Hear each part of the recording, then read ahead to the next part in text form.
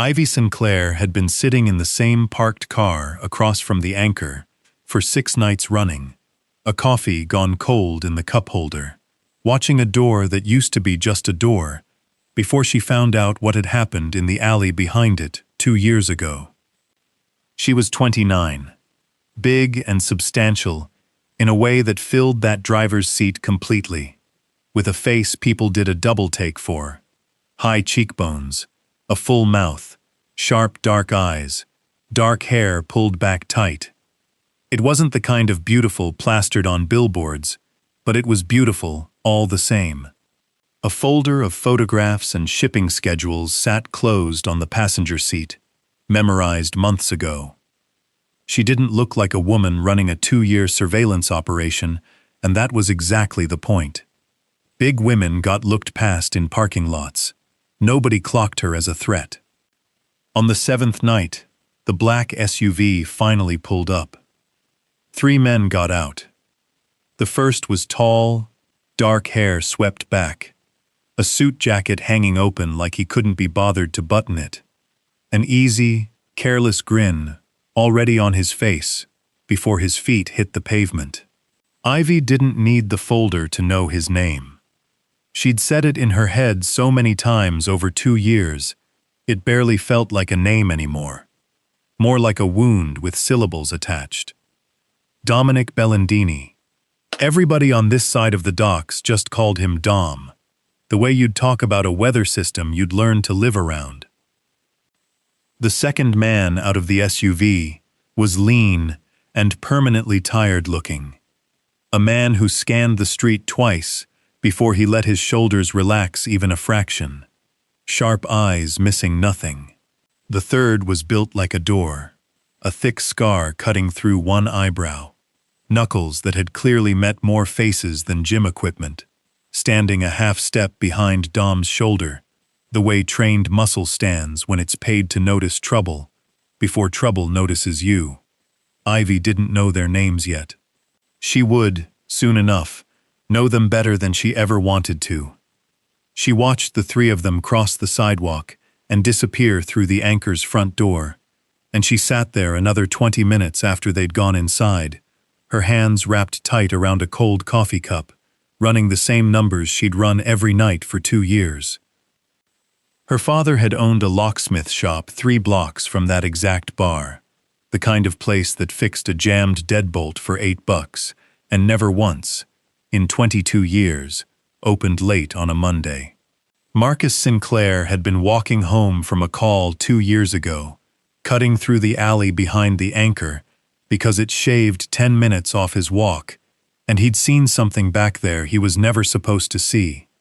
8 days later, he was found dead behind his own shop, staged to look like a robbery gone wrong, and the only people on that stretch of docks who ran anything violent enough to explain a body showing up 8 days after trouble behind that bar wore the same last name as the man who'd just walked through its front door, laughing at something the tired one had said. Ivy had spent 2 years making that math add up clean in her head, sitting in cold cars, filling folders, waiting for an opening. She found it 3 weeks later, in a newspaper listing for a live-in house manager position at the Bellandini estate, and she forged a resume, invented 3 references, and talked her way through the front gate before she let herself think too hard about what she was actually walking into. She was 240 pounds of quiet, methodical competence, the kind of woman movers underestimated right up until she out-carried them box for box, and she used exactly that skill, plus the particular invisibility of being a large woman in a house full of dangerous men who assumed she existed to fold laundry, to get access to the one place she needed to be. Dom answered his own front door in a bathrobe, eating cold pizza on her first day, which was not remotely what 2 years in a parked car had prepared her for. "You must be the new house manager," he said, squinting at her like a man doing complicated math. "Ivy something." "Sinclair," she said, keeping her eyes very deliberately on his face, and not the open front of that robe. "Ivy Sinclair." "Dom's fine," he said, stepping back to let her in. My guy Vinny handles the actual scary stuff. I mostly handle the pizza. Kitchen's through there. Feel free to organize whatever you want. Nobody else in this house does it right. Sounds like a real professional operation, Ivy said, wheeling her suitcase past him. He laughed. Loud, easy, nothing careful about it at all. That's the spirit. She recognized the tired one from the SUV within the hour. Vinny Russo ran the family's actual dangerous machinery, with the grim precision of a man raising a very large, unsupervised toddler, and he did not warm up to her the way Dom had. The broad one with the scarred eyebrow, she learned by dinner, was named Ray Costa, and he flinched, just barely, when Vinny introduced her by her full name, a half-second of something tight crossing his face, before it smoothed back out. Ivy filed it away as nothing. There were 100 ordinary reasons a man's jaw might tighten, and only one interesting one, and interesting wasn't where her attention was pointed yet. Her attention, God help her, kept drifting somewhere else entirely. She'd watched him, on paper, and in the whispered stories other people told about him, be a man who broke bones for a living. She had not, in 2 years of surveillance, prepared herself for the possibility that the man who broke bones for a living and the man currently blocking her way to the coffee maker in a slipping bathrobe might be, in any meaningful sense, the same person. It took her exactly 4 days to realize they weren't. Not really. Not in the way that mattered. She heard the music before she saw him, the second week, blasting from the kitchen loud enough to rattle the glassware, some old soul record with too much bass, and she came around the corner expecting a party and found instead one man, alone, dancing very badly in front of the stove while eggs burned in a pan he'd clearly forgotten about, singing along at a volume, doing genuine violence to the actual melody. He was not wearing a shirt. Ivy stopped dead in the doorway. 2 years of surveillance photographs had shown her exactly one image of Dominic Bellandini without a jacket on. A grainy courthouse hallway still.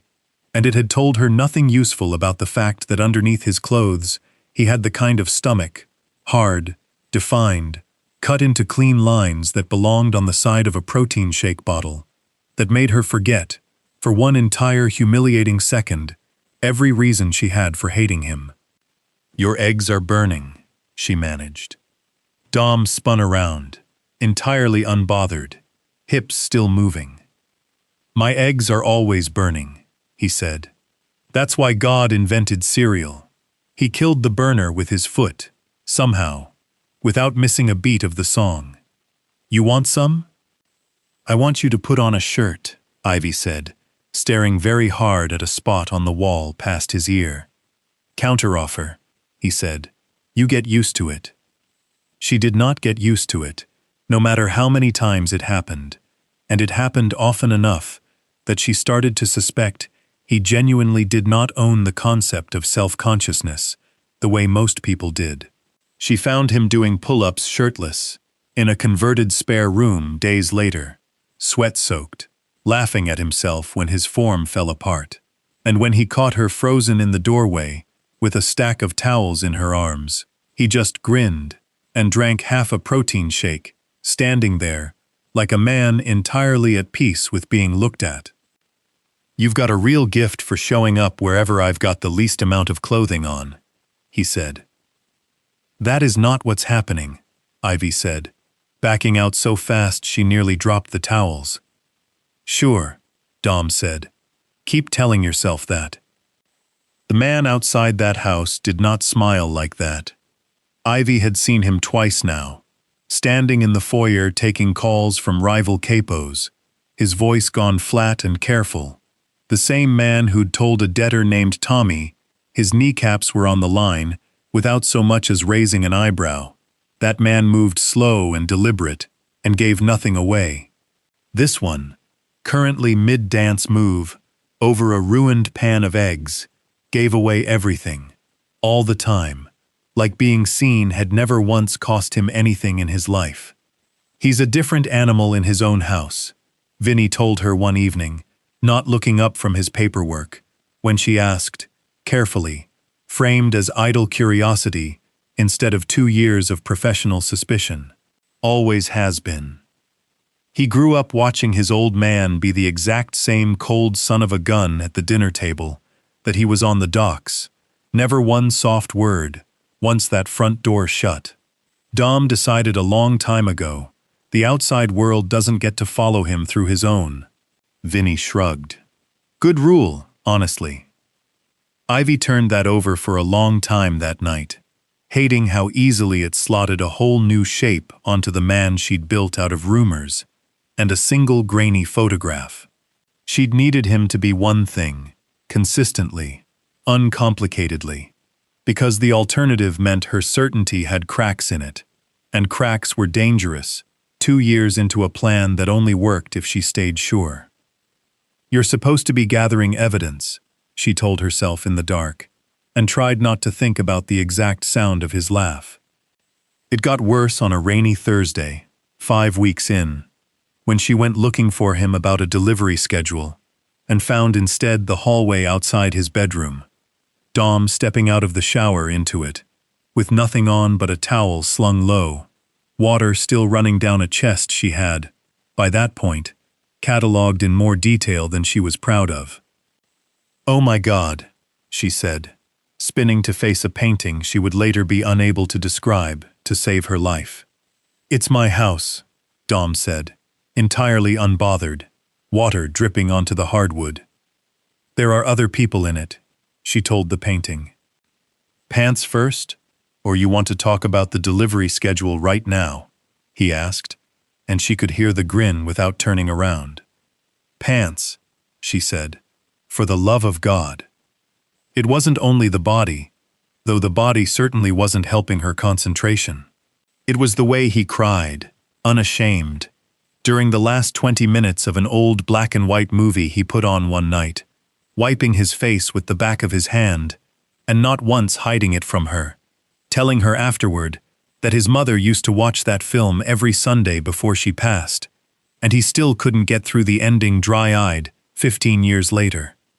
It was the way he sang along, badly, joyfully, to whatever came on the radio, air drumming at red lights, like a teenager, instead of a man who ran half the docks.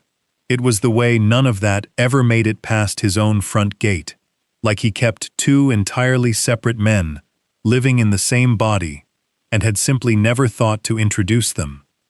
"You're not what I expected," Ivy told him once, sitting on the back steps after the movie. "What'd you expect?"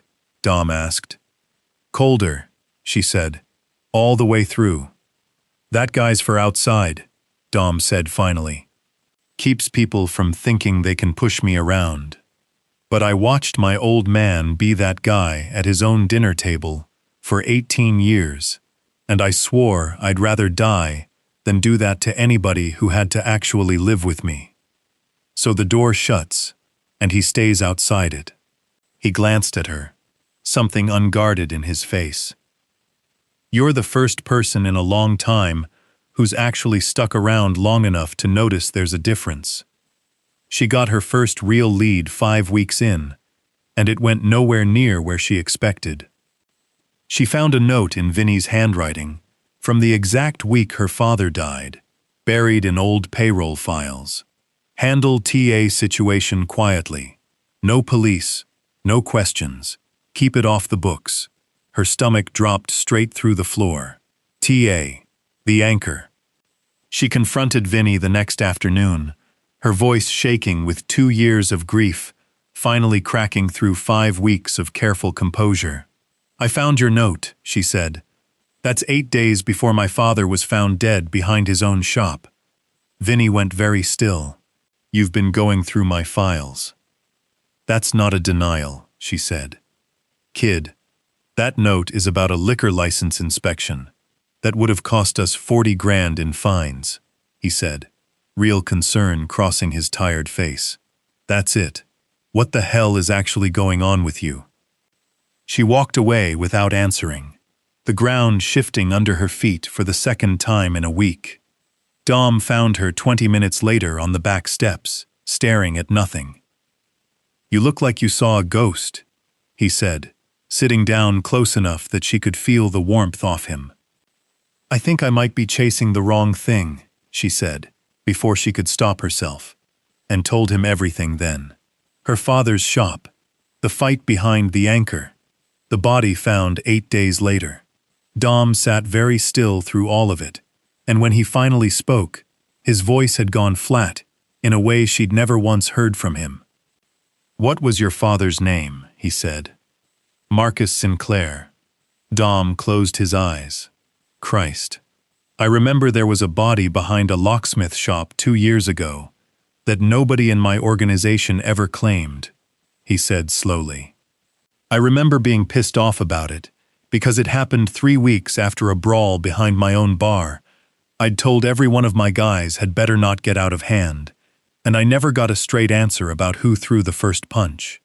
He opened his eyes, and what she saw there wasn't guilt. It was a man doing math he hadn't done before, hating every part of the answer forming in his head. "I didn't order anybody killed," he said quietly. "But I think somebody in my crew might have, and I've been too damn lazy about asking hard questions inside my own house for 2 years." They went through the guest logs together that night, and Vinny joined an hour in, his face going through 4 colors before he spoke. "Ray Costa asked for 2 weeks off, the day after that brawl," Vinny said slowly. "Said his mother was sick. I never actually checked." Ivy's whole body went cold. Ray Costa, the one with the scar through his eyebrow, the one who'd flinched at her name the very first day, standing near the SUV she'd watched pull up to the anchor a lifetime ago.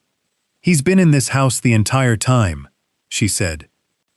Dom was already on his feet, the easy carelessness gone completely, the room's temperature dropping, without anyone touching the thermostat. "Where is he right now?" Dom said, quiet, in a way considerably more frightening than shouting. "East Gate," Vinny said. Dom didn't run. He walked, fast, unhurried in the way a man walks when he's already decided the outcome. And Ivy walked right beside him, because there was no version of this she was watching from a window. Ray Costa's face gave way the second he saw the 3 of them crossing the lawn together, 2 years of careful silence collapsing in under 4 seconds. "Boss, I can explain," Ray started. "Explain what?" Dom said, stopping 10 feet away. "I haven't asked you a question yet."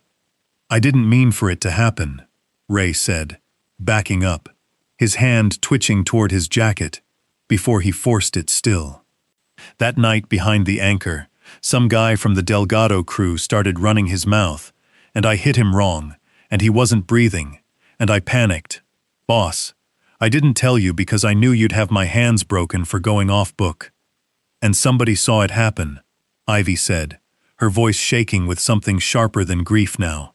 "My father. He was walking home." Ray's face crumpled. "I followed him. I found out who he was. I just meant to scare him quiet. And then he recognized me from the bar. And I panicked again. And I panicked again." The shot went wide into the fence post, Ray's hand shaking too hard to aim, and Dom closed the distance in under 2 seconds, driving him face first into the gravel and knocking the gun clean out of his hand. "You killed an innocent man to protect yourself from me," Dom said, low, right against Ray's ear, one knee planted hard in his back. 2 years you let this woman build a case against me for something you did." "I'm sorry," Ray kept saying, the words losing all shape. Dom hauled him up by the collar, nothing left in his face of the man who'd danced badly over burnt eggs 3 weeks earlier. "Sorry doesn't buy her father back," he said. He looked at Vinny. "Take him to the warehouse. I want him alive when I get there." Whatever happened to Ray Costa after that, Ivy never asked, and nobody in that house ever volunteered it. She sat on the back steps 2 hours later, wrapped in a blanket somebody had draped over her shoulders without her noticing, and Dom sat down beside her, quiet, no jokes left in him at all. "I'm sorry," he said finally. "I should have asked harder questions 2 years ago." "You didn't do it," she said. "That's not nothing." "It's not everything either," he said. She looked at him for a long moment. This ridiculous, careless, unexpectedly gentle man who danced badly and cried at old movies and had just put his knee in another man's spine without hesitation to get her the truth, and felt 2 years of certainty finally, quietly, settle into a shape she recognized. "I spent 2 years sitting in a cold car, watching the wrong man," she said. "I think I owe you a considerably better first impression than a forged resume." Dom huffed out something close to a laugh. "The forged resume got you into my kitchen at 7 a.m. on a Tuesday," he said. "Worked out pretty good for me." 3 months later, she found him standing in that same kitchen at 7 in the morning, once again shirtless, eating cereal straight out of the box, hips already moving to something on the radio. "Some things never change," she said, leaning in the doorway, no longer even pretending to look anywhere else. "You love it," he said, not looking up. "I really do," she admitted, crossing the kitchen and stealing a handful of cereal straight from the box, which would have horrified the woman who'd once sat 6 nights running in a parked car across from the anchor, waiting for a monster to walk out the door, and found instead a man who kept his coldest self locked firmly outside his own front gate, and had let her, of everyone, watch him be the other one instead. If you were holding your breath, waiting to find out who really did it, hit that like button and subscribe, because sometimes the man everybody warns you about turns out to be the only one in the whole building actually telling you the truth.